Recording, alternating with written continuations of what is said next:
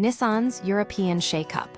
Job cuts may open the door for Chinese partners. Nissan is undertaking a significant restructuring of its European operations, driven by an urgent need to improve financial stability and reduce excess manufacturing capacity.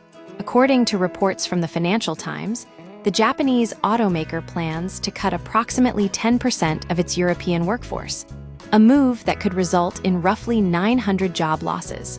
This reduction is not limited to factory floors. It encompasses a broad strategic overhaul affecting logistics, administration, and production efficiency across the continent. A multi-front restructuring. The cuts are being implemented across several key areas to streamline operations. Logistics and distribution.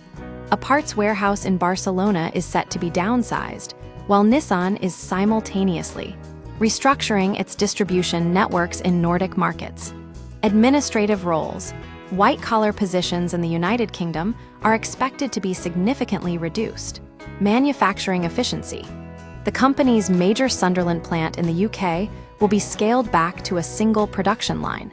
This decision aligns with current operational realities, as the facility has been running at only 50% capacity. Maintaining two lines under such conditions was economically inefficient.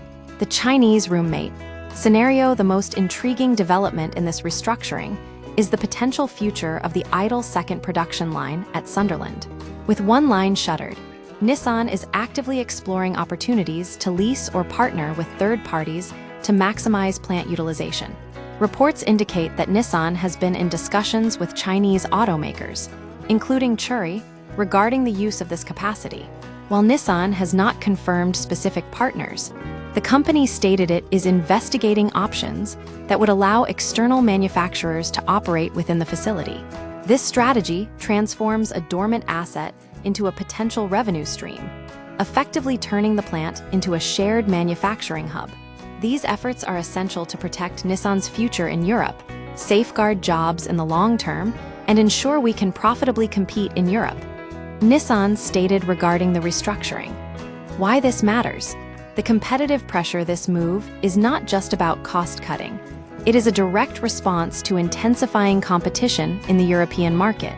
The data reveals a stark shift in consumer preferences and market share.